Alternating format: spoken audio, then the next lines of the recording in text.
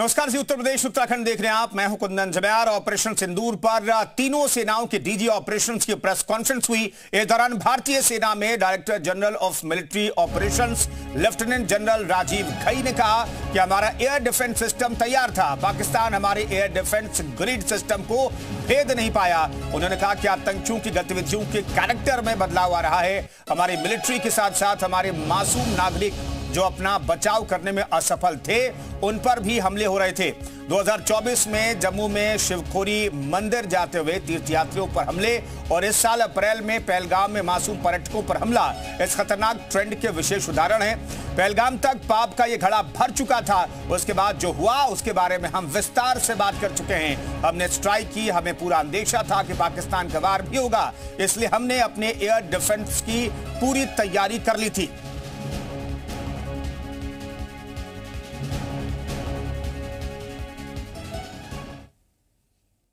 हमारी लड़ाई आतंकवाद और आतंकवादियों के खिलाफ थी। इसलिए 7 मई को हमने केवल आतंकवादी ठिकानों पर ही हमला किया था। पर अफसोस इस बात का है कि पाकिस्तानी सेना ने आतंकवादियों का साथ देना उचित समझा और इस लड़ाई को अपनी लड़ाई बना ली।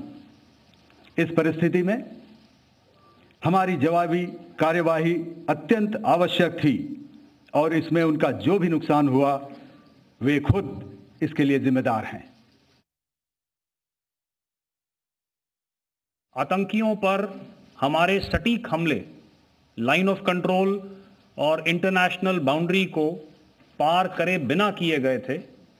हमें पूरा अंदेशा था कि पाकिस्तान का वार भी बॉर्डर के उस पार से ही होगा। इसलिए हमने अपनी एयर डिफेंस की पूरी तैयारी पहले से ही कर ली थी। हमारी इन्वेंट्री में शामिल counter manned aerial systems, electronic warfare के साधन और एयर डिफेंस वेपन्स का इंडियन एयरफोर्स के इसी प्रकार के सिस्टम्स के साथ एक अनोखा मिश्रण किया गया। 70 के दशक में ऑस्ट्रेलिया और इंग्लैंड की फेमस एशेज सीरीज चल रही थी और उस समय ऑस्ट्रेलिया के 2 बहुत तेज गेंदबाज जो कि क्रिकेट हिस्ट्री में बड़ा उनका नाम है, जेफ थॉमसन और डेनिस लिली, उन्होंने अंग्रेजी बैट्समैन और उनकी बैटिंग लाइनअप को तहस नहस कर दिया था। और ऑस्ट्रेलियंस ने उस समय एक कहावत निकाली थी, that from ashes to ashes and from dust to dust, if Thomo don't get here, then Lily surely must.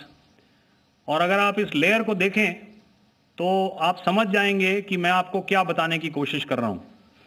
तो अगर सिस्टम्स को पार कर भी गए तो आपको फिर भी एयरफील्ड या लॉजिस्टिक इंस्टॉलेशन या जो भी चीज को आप टारगेट कर रहे हैं उसमें पहुंचने से पहले कोई ना कोई इस लेयर्ड ग्रिड का सिस्टम जरूर गिरा देगा। क्या संदेश दिया जा रहा है? तो मैं बस आपको रामचरितमानस की एक कुछ पंक्ति याद दिलाऊंगा, आप समझ जाएंगे। तो याद कीजिए वो पंक्ति जो है, विनय न माने जलधि जड़, भय 3 दिन बीत, बोले राम सकोप तब, भय बिन होए न प्रीत। तो समझदार के लिए इशारा ही काफी। ये एक दूसरी तरह का वॉरफेयर था and it is bound to happen. हम लोग पिछली लड़ाई, अगली जो कभी भी लड़ाई होगी, भगवान करे ना हो, लेकिन अभी यदि हुई तो ये पिछली लड़ाई की तरह नहीं होगी। हर एक लड़ाई जो है अलग तरीके से लड़ी जाती है और टेक्नोलॉजिकल एडवांसमेंट्स हो रहे हैं। हम भी उस एडवांसमेंट्स के हिस्सा हैं, हमारे एडवर्सरीज भी हिस्सा हैं। So it is a cat and mouse game and you have to be ahead of the curve to beat your adversary. So that is what is going to happen. So if you ask, was this different? Was this engagement different? Definitely it was different. And a lot of new aspects have come out, but we were prepared for it, we were trained for it, and we were equipped for it. मैं यहाँ पर अपनी border security force की भी सराहना करना चाहता हूं। उनके डायरेक्टर जनरल साहब से लेकर बॉर्डर पर तैनात बीओपी पर पहरा देने वाले आखिरी जवान भी हमारे इस अभियान में बढ़ चढ़कर शामिल हुए और बहुत बहादुरी से उन्होंने हमारा साथ दिया। उनके काउंटर अनार्म्ड सिस्टम्स भी हमारे इस मल्टी टियर्ड एयर डिफेंस ग्रिड का हिस्सा थे, जिसके कारण पाकिस्तान की नापाक हरकतों का विनाश किया गया। आपने सुना ही होगा, जब हौसले बुलंद हों तो मंजिलें भी कदम चूमती हैं। तो कुल मिलाकर के देखें तो रामचरित मानस की चौपाई का भी जिक्र किया गया। भय बिन हो न प्रीत, एक तरीके से मैसेज दिया गया पाकिस्तान को कि बिना भय के उसे कंट्रोल में नहीं किया जा सकता। वायुसेना की तरफ से यह कहा गया।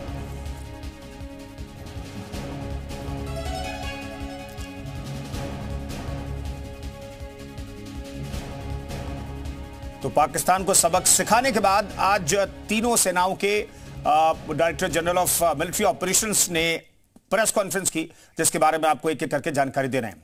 हमारा सुरक्षा चक्र मजबूत था, पाक के पास कोई मौका नहीं था, यह भी इस प्रेस कॉन्फ्रेंस में जिक्र किया गया।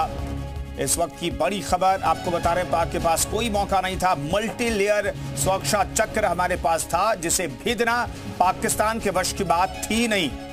इसलिए एक भी टारगेट पर उनका मिसाइल और ड्रोन हिट करने में कामयाब नहीं रहा। ये तीनों सेनाओं की तरफ से प्रेस कॉन्फ्रेंस में जानकारी दी गई।